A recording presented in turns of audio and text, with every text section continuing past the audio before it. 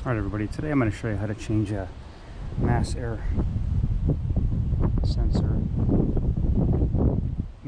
sensor actually, in a 2006 Impala, but this applies to 2006 to 2013 and the later fleet engines as well. This is a 3.9 engine.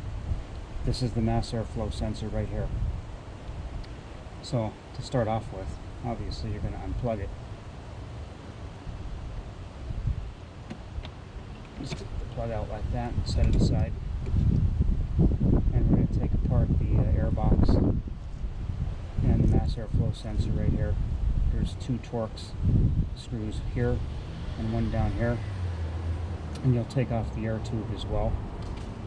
Straight head screwdriver, clamp there, and a clamp right in here. To make it easier on yourself, you could take off this shield here as well. You just take off the wing cap and this shield pops right off the top of the engine. So, I mean, I already changed my mass airflow sensor, but I wanted to do something else. I wanted to clean out my K&N air filter, and I forgot to make a video of me changing the mass airflow sensor. It's a pretty simple job. You know, if you have any mechanical knowledge, you'll probably already know how to do it anyway. But just thought I'd share that with you in this video. Alright, so there is a reason why. Let me position my camera here, sorry about that. So there is a reason why I did change the mass airflow sensor on my car. First of all, I was getting a code about the mass airflow sensor. I believe it's P0101. And my car was running a little bit rough and oddly. When I would kick it in to the passing gear, I would get a lean bank 1 code, and I would also get the service traction control light would kick on, and it would shift very hard. Now these cars are known for pressure solenoids in the transmission going, but that's not all. Different things are tied in to these sensors, you know, which I'm sure you've come to realize that these cars have had definite issues with transmissions shifting hard, slipping, and everything. And this car has 165,000 miles on it, and this car has been having issues like that with the transmission since 60,000 miles, or 65,000 miles roughly. And I've never been able to cure that problem. So you got to be careful, like when you pull out in traffic and stuff, that your car is not going to slip and you're going to end up getting slammed into the side of your car by an oncoming car. You got to be careful, which to me is a dangerous situation, but Chevy never did a recall on this, so I'm calling you out, Chevy. You know, I've known other people with this Impala, this generation of Impala, and the equivalent generation of maybe Pontiac Grand Prix and Cadillac with, you know, all of this transmission in it. And they've all had these issues, people that I've known personally.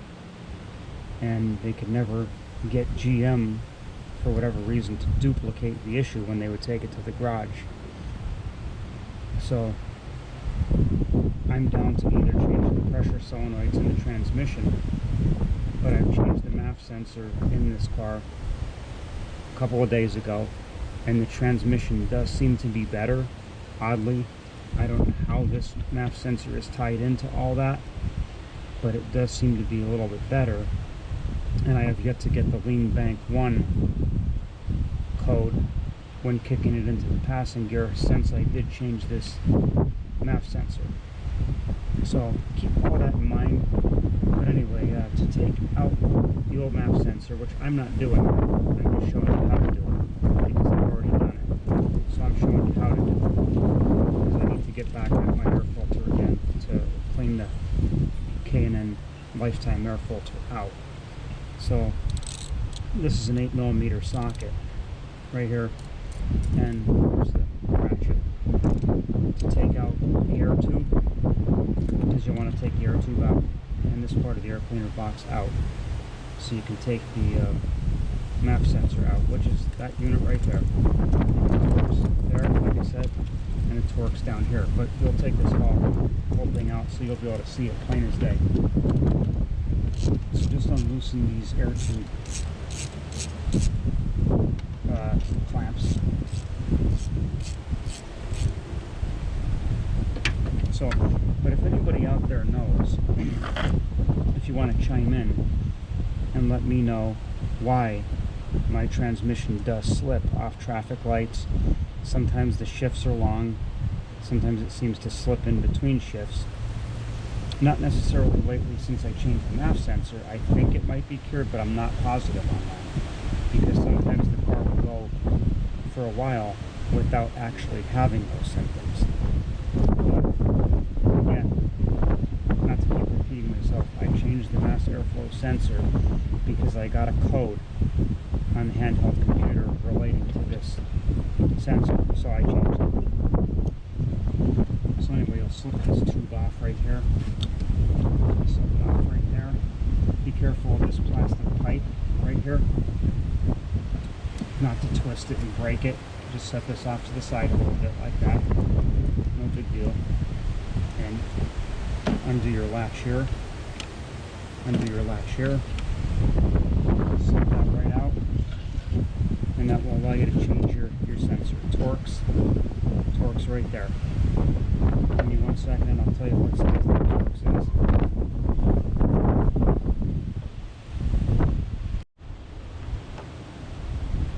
Alright, so the Torx bit that you're going to use to get the mass airflow sensor out is a T27.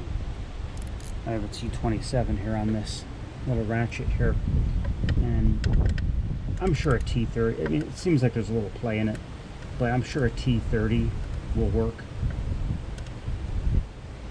T27 is an oddball size. You take these two Torx out, pull your sensor out, put your new sensor back in, and put it back together the way you took it apart, obviously. And that's it. And then and don't forget to plug your wire back in to it. And that's it. And then start it up. Turn the key. I always had the practice of turning the key off and on 3 times or 4 times to make it relearn quicker. At least that's a trick that I was taught when I was a Chevrolet mechanic. But that, you know, that was back in 2000. But this car is not much older than, you know, not much newer than that year. It's 2006. And then start it up and take it for a little drive. You know, let it relearn what it has to relearn, the parameters. But again, I'm just showing you how to do this because I had to get back in here to clean out my dirty K&N air filter here. And then again, put everything back together the way you took it apart, and that's how you change a mass airflow sensor on a 2006 Impala. But that applies to this whole gen of the Impala. Alright, hope you get something from this video. Thanks for watching. Alright, I figure I'd include a little bonus in this video. When I was telling you about the mass airflow sensor, I also told you that I was cleaning out my K&N air filter. So it's been a while since I cleaned out the K&N air filter here, which you could probably tell by looking at it. It's pretty dirty. So what you do is you have 2 chemicals that actually come with your K&N air filter when it's new, and those are right here. K&N Power Clean air filter cleaner, and K&N filter oil, which you'll do that last. That's last. So with the Power Clean, what you're going to do is saturate the filter, both front and back, and you're going to let it sit about 10 minutes. You know, they say don't let it dry on there. Let it sit about 10 minutes and then use low pressure water to rinse from the clean side out past the dirt side to clean it out. And then of course let that K&N filter dry in the sun preferably. So let it dry in the sun, and then what you'll do is you'll saturate the filter. Well, maybe not saturate to the point where you spray it, maybe it's wasting it. Spray both sides of the K&N filter and reassemble. And that's it. That's how you clean out your K&N lifetime air filter. This is Rob Mosley with another do-it-yourself video for you. Hope you get something from this. Thank you for watching.